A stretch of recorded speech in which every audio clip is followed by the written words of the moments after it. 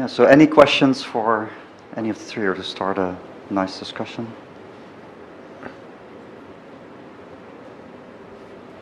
No? Not?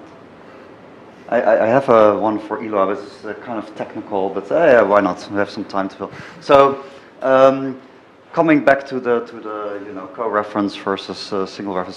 So there is this type per node, right? So which in feature structures you often use to merge in, and Q doesn't have that. But you could say that is maybe the reference, right? Like if you looked into modeling references like that, or well.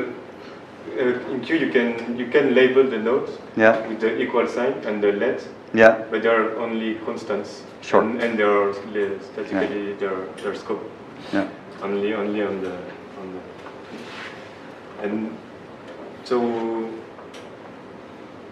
yeah, you have it, but after, well, maybe we can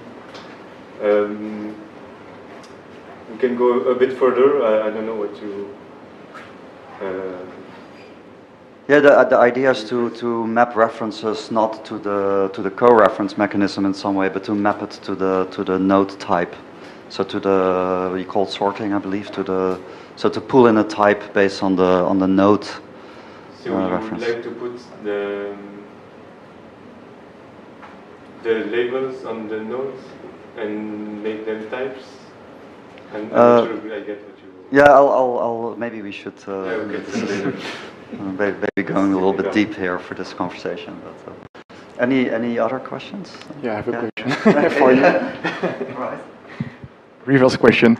Have you had any kind of performance problems with Q? I think the evaluation model is quite different, so probably that doesn't apply, but yeah, I would be glad to hear about your stories. Yeah, absolutely, huge performance problems. So there is,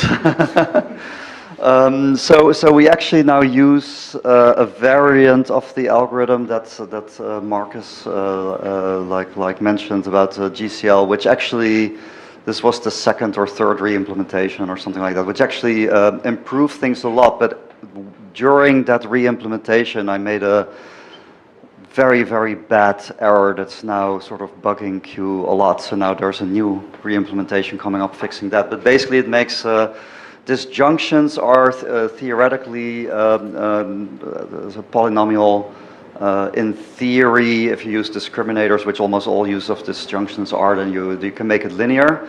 But the current implementation, due to some boo-boo I made, is exponential. So that's definitely a problem. But it's not super hard to fix. The old implementation didn't have this problem, and so we know that the naive approach kind of works fine.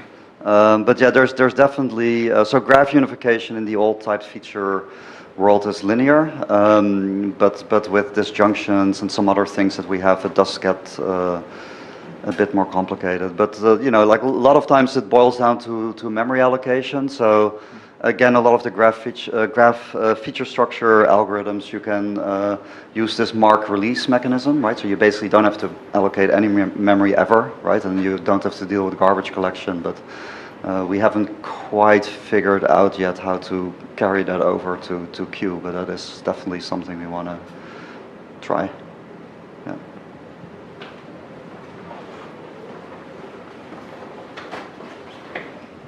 Yeah. Similarly, in that vein, if I remember correctly, Q works in like a directory structure where all the files are evaluated together. Yeah. Like, have there been issues getting, or with users being discouraged from having like all the files and stuff that they would want because of like unification slowdown and stuff like that? Yeah, so so there's two ways that files are merged, right? So one of them is at the package level, if it's in the same package, and then you have this directory hierarchy. So we thought this was a nice model for it's basically like an ACL model, right? Like a nice model to structure and organize. But it turns out that different users, we had some pretty wild use case of Q that really demand a very different directory layout. So there is really not one directory layout that works for everybody. So we're trying to now to sort of make this, more externally definable, but simplify the model where you just have more like a Go package model where you unify within a single directory. But the unification within a single directory based on packages, that works fine, actually, yeah. Any other? Yeah, I still had another question for Jan.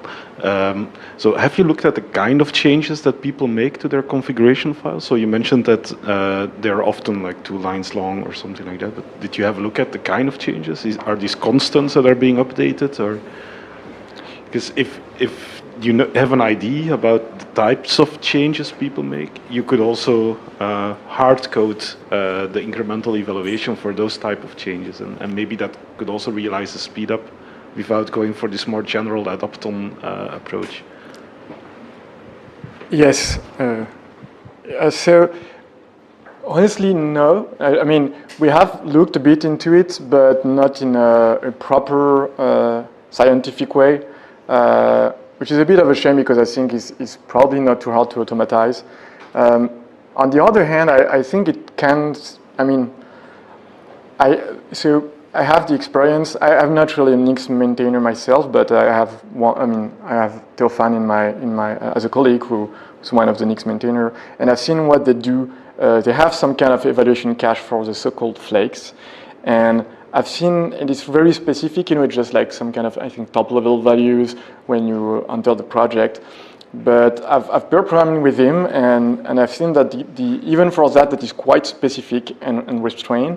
The implementation, I mean, the caching leaks in the implementation is very not natural. You have to add call to the SQL, to the SQLite databases inside the evaluator, and it's really dirty. So I believe that whatever we end up doing, I would like to have a proper, formal. It doesn't have to be very formal, but at least a proper high-level generic approach, and then probably we'll tune this approach, especially with deciding where we want to cache, so granularity and what is a naming scheme. I think offer already a lot of room to optimize for the specific use case. So in any case, I think I want the general approach to have caching, but yeah, I think it's something that would be very interesting to do and overdue actually. So, but I haven't done it yet.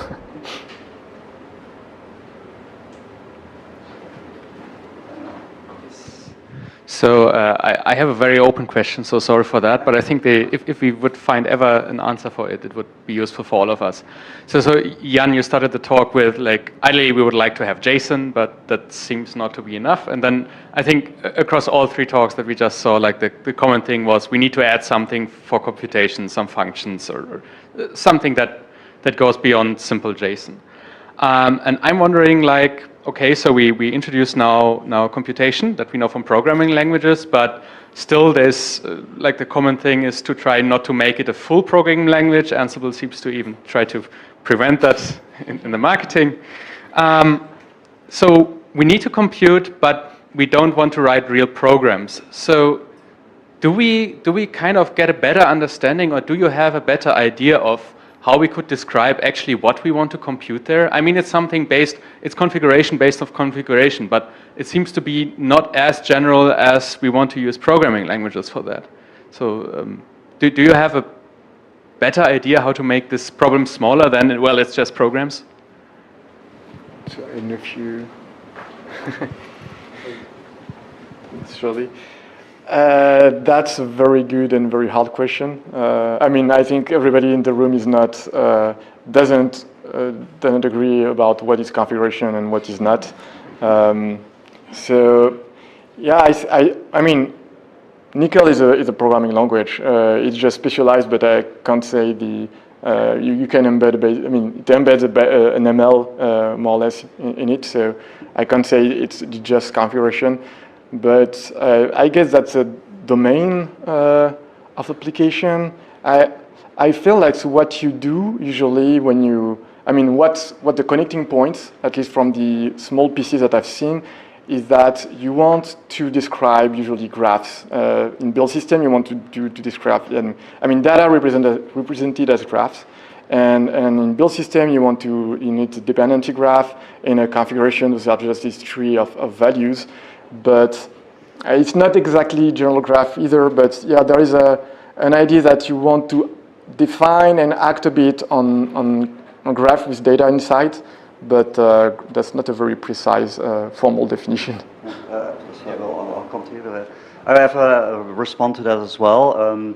So first of all, there's two different ways of pulling in computation configuration, right? Like what Jan described is like, okay, let's do it within Nickel. What Eloy described is like, okay, there's an interface to the outside world that's formalized and described and put in. So that's one separation. But the types of things that are computed, it can be something very simple like a validation of an some like URL or whatever that's a little bit too complicated to just do it in a more simple way with less than or some range or whatever where you need to do more computation. But another one that gets more tricky is if you have a server that has very complicated parameters and you need to compute these parameters based on some inputs. And you could put that in a server, but for pragmatic reasons you can't, and you need to have that more flexible and more being able to do it at deploy time. And then you really have a piece of code that doesn't necessarily need to be in configuration, but it really needs to be defined at that level. That's one example. Does that help? Or? Yeah. Okay. Yeah. Just a small note on whether we should actually call all configuration languages general programming languages. We try to understand why do we have so many issues with the configuration, and one of the reasons we think is that there is a different level of trust to the configuration and code.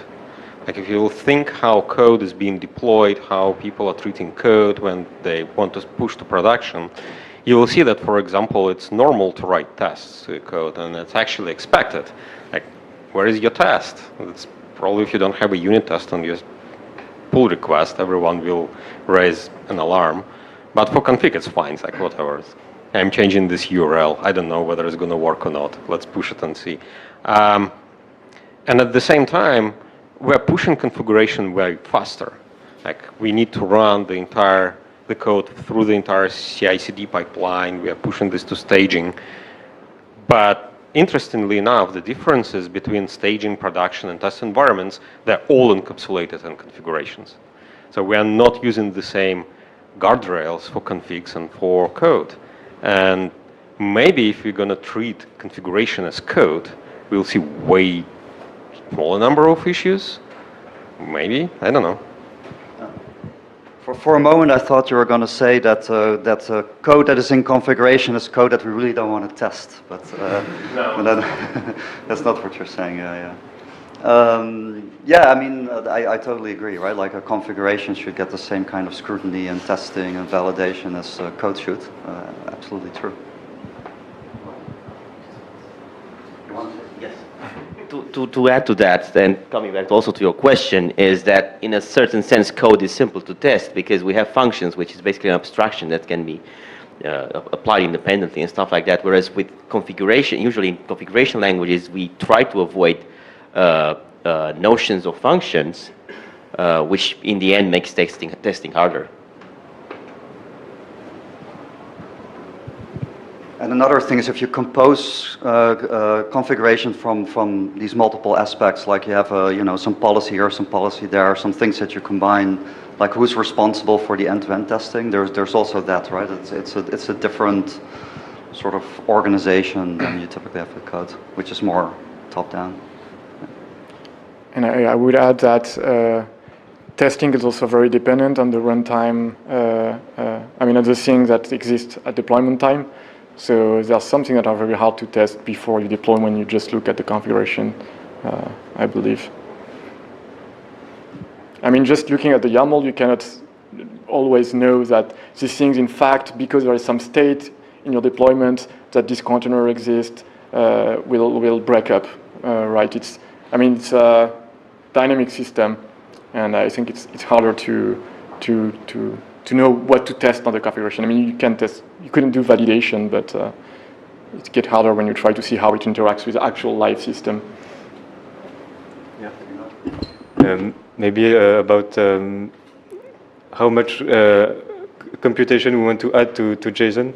I think we should admit that configuration is complicated and that we are programming when we are configuring. In the previous session, I talked about some kind of compilation process when you're configuring. And so in a configuration language or in a configuration framework, so there is the data that you want to represent as key value pairs, and then there is the computation. And when designing a language for configuration, well, yeah, there are this dichotomy between functions and relations and predicates, and how much you want to embed both words in the language. This is crucial, and I think Q embeds some of relations and keep the functions separated from Q itself, and so yeah, that's some part. All right, thank you everybody for attending. It's time for a break, I think. And